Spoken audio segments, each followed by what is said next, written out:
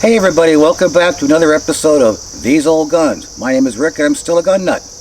Anyway, if you remember the last episode, I said we were going to reach in the back and pull out something from the flintlock era.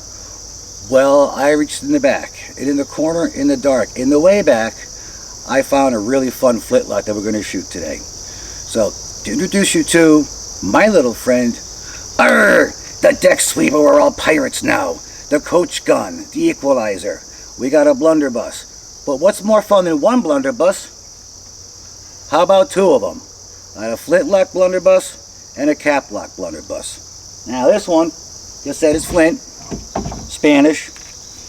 It's got about a 1-inch bore at the breech, and let's look in the front. Pretty intimidating. Very, very short range, close range firearm, this version. Basically a sawed-off shotgun of the day. And if you popped out of a hatch of a ship and knocked somebody off the ropes and knocked them in the water, they're out of the fight. If you spun around on your coach and you were being chased by highwaymen and knocked them off the horse, they're out of the fight. Plus, it's pretty intimidating to be looking at it. This is flint. The other one is Belgian. Don't know a whole lot about it. Picked it up. It's got new parts, old parts. But it's about a 68, 69 caliber blunderbuss. It is a caplock. Best I can tell, it's Belgian. And we're going to shoot these things and see what we can knock down with them. Alright, we'll load these up and you're going to see us shoot these things. Here you go. Alright, here we go. We're going to load this puppy up. And yes, I know I should have a thumb stall protector on the frizzen. I don't. It's on my other flintlock, so we'll go with it. But I'm going to load about 75-80 grains of 3F, and we're going to shoot buckshot. Shoot 9 30 caliber lead round balls. And over there is the enemy. I'll focus on what I'm doing here. Safety first.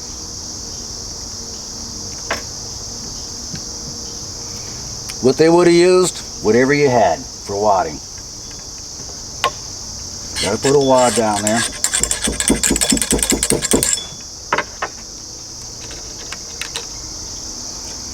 Two, 4, now we'll go 8, 6, 8.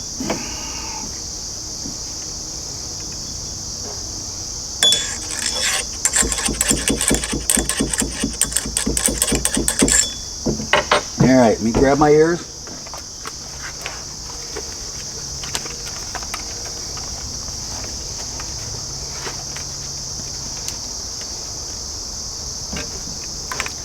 I'm going to open the frizzen, prime it.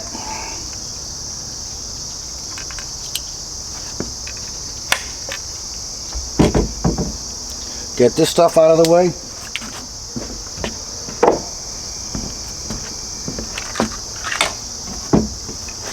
Ready to fire. Firing, here we go.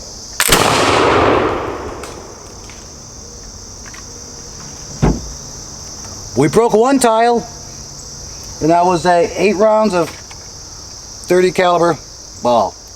Next, I'm going to load it with good old number 7.5 birdshot. See how that works. Okay, we're reloaded. This time with what they call a square load.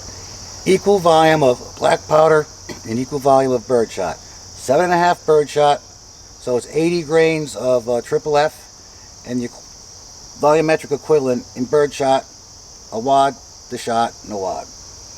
No idea what we're going to have happen here. We're going to try the same targets. They will get a few clays this time.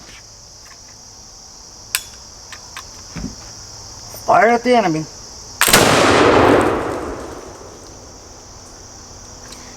It appears they are definitely unscathed. I see a couple little nicks in the clay, and that's about it. Well, we're going to have to try that one again. Alright. Alright, here we are. A little Belgian blaster.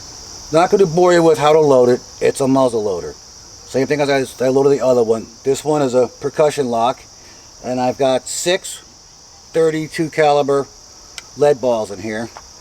And we're going to take another whack at some of the targets downrange here. Takes a standard winged musket cap.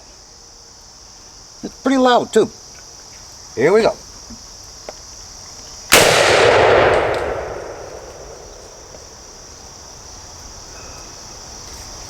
Nothing. We'll try some birdshot. Alright, we'll be back with a birdshot load. Okay, do I feel bad about missing with a scattergun like this? A little bit, but honestly don't know how these things pattern, so we're probably going to do that next. I've got a nice sheet of cardboard, and we're going to try each gun with the round shot and see what kind of pattern you get at this range. This is birdshot. Iron. 3, 2, 1. Alright. We broke some stuff that time.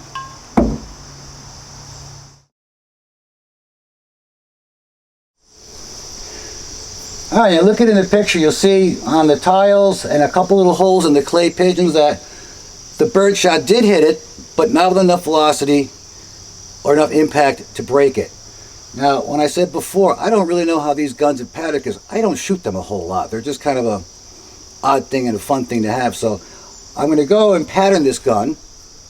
I'm going to go for a clay mounted on cardboard on top. We'll get an idea of what the pattern is.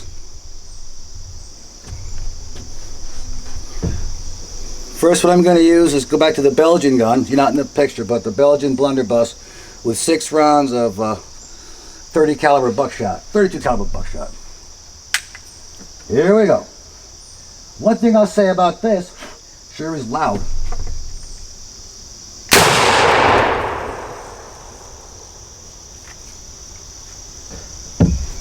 Well, looks like we hit the clay twice with the buckshot. Looks like it's a pretty close pattern too. Now I want to take the flintlock with birdshot. See what that does.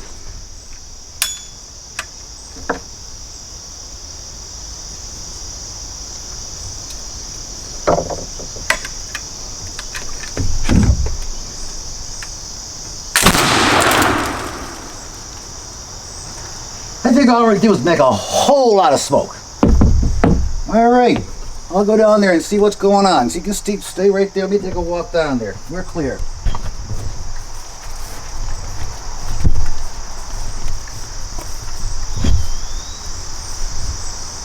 Birdshot, what?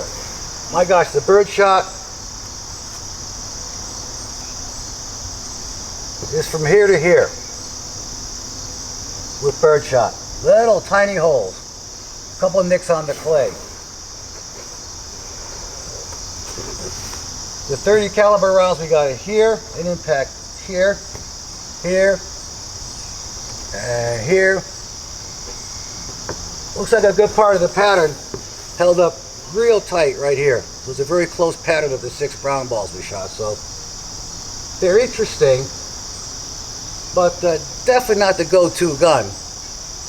But I hope you enjoyed watching me shoot this thing, because I haven't shot these things in a while, and it gave me an opportunity to get out and play with them and have some fun. And it's a pretty nice day, and much nicer day than when we were doing the matchlock. It was our record hot summer, and I was dying that day, so pretty nice today. Couple fires here. Nothing serious. Alright. That was fun. Alright folks, that about wraps up this smoke show. I put out the fires here. Yeah, I think everything's pretty much out. We're not going to have a burn the backyard down or burn the range down. And hope you enjoyed watching these things shoot. I had a lot of fun shooting them. Believe me, I don't shoot them that often. And I think this episode gave me an excuse to drag them out and fill them up with powder and touch them off and see what they can do. And you saw what they can do. It's definitely, we're at about 10 yards here from where I fire. They're pretty short range. They're pretty interesting. They're just cool to have. I mean, be the only kid on the block with 2 blunderbusses. So, not the go-to gun, but interesting pieces of history, interesting examples of firearms from the flintlock era to the percussion era. And they're different. So now I got to see what we're going to do the next time we come out here. I got a few things I'm thinking about. If you have any ideas or suggestions, throw them out there. If you like my channel, subscribe. But until I see you again, keep shooting and stay safe. And by all means, if you're not having fun doing this, then you're doing it all wrong. See you later.